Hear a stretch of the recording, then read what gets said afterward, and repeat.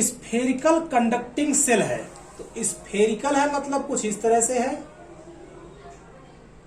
Conducting है मतलब ये कंडक्टर है, चार्ज को पास कराएगा, इलेक्ट्रिसिटी को पास करा सकता है, कंडक्टर है ये।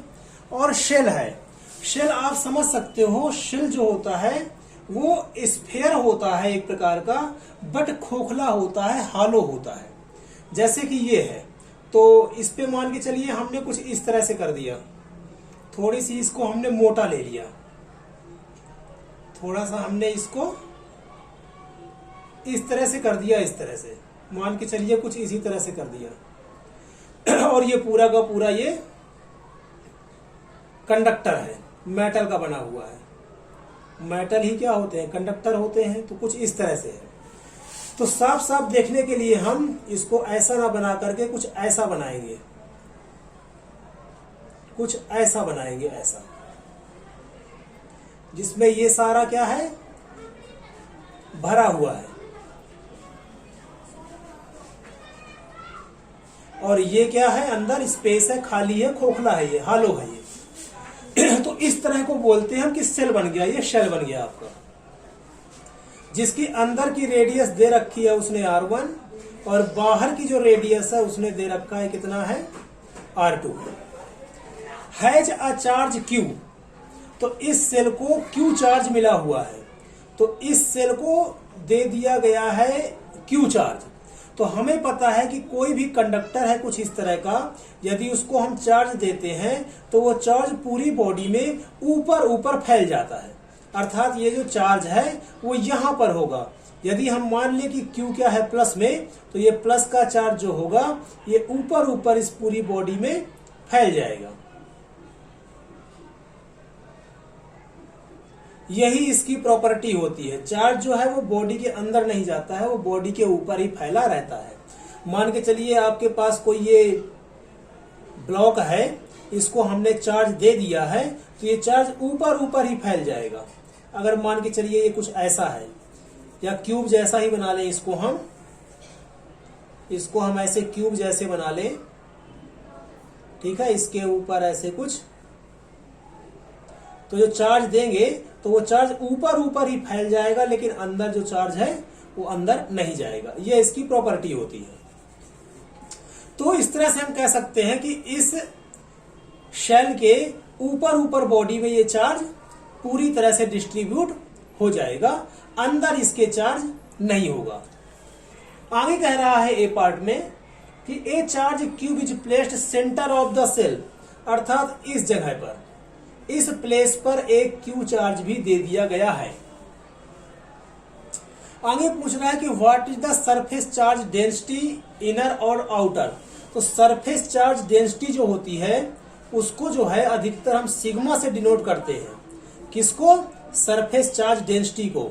और ये डेंसिटी जो होती है वो ये होती है कि टोटल चार्ज और अपॉन एरिया, जितने एरिया में वो फैला हुआ है।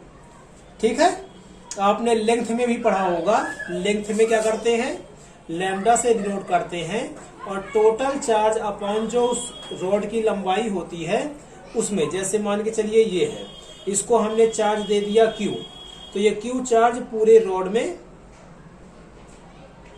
फैल जाएगा, पूरे रॉड में फैल जाएगा, तो इक्वली डिस्ट्रीब्यूटेड ये हो जाएगा। ठीक है, तो Q कितना चार्ज है और कितनी लेंथ में फैला हुआ है, तो उसको लैम्डा बोलते हैं। एरिया के लिए हम सिग्मा का यूज करते हैं, तो ये चार्ज कितने एरिया में फैल गया है उसको डिनोट करेगा ये। नेक्स्ट कह रहा है कि सरफेस चार्ज डेंसिटी हमें फाइंड करनी है। तो प्रॉपर्टी देखते हैं और क्या क्या होती है इस चार्ज की। तो मान के चलिए कि आपके पास तीन चार्ज है, Q1, Q2 और ये Q3।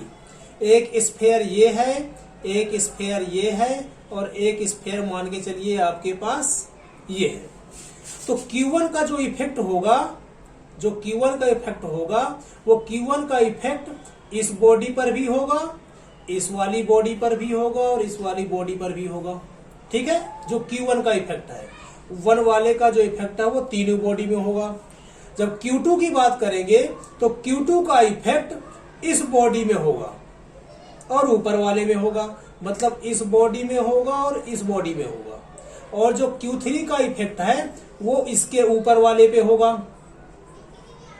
अब Q3 का इफेक्ट इस पे नहीं होगा, ठीक है, अगर ये कंडक्टर है तब की बात चल रही है, कंडक्टर है ये, ठीक है, क्योंकि हमने पढ़ रखा था कि Q चार्ज है तो उसके आसपास इलेक्ट्रिक फील्ड जनरेट हो जाती है। यहां इसकी बात नहीं चल रही है, इसके ऊपर क्या है, मेटल का एक स्फीयर रखा हुआ है कंडक्टर का, तब की बात चल रही है ये।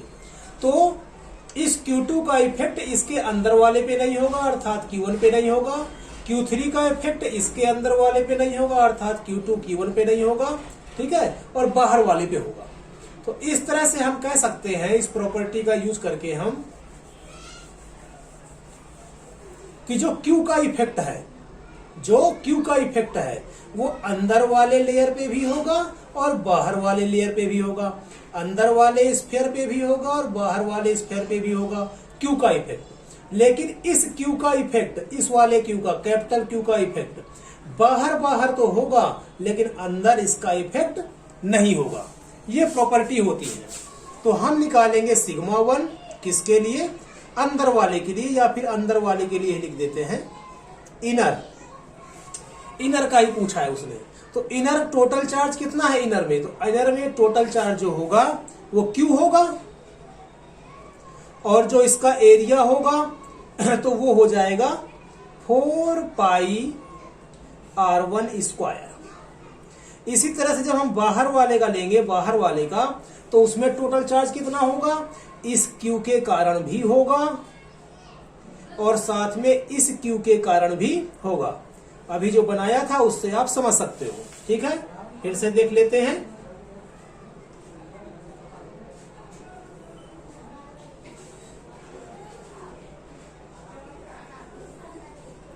इस Q1 के कारण इसमें भी होगा, इसमें भी होगा और इसमें भी होगा।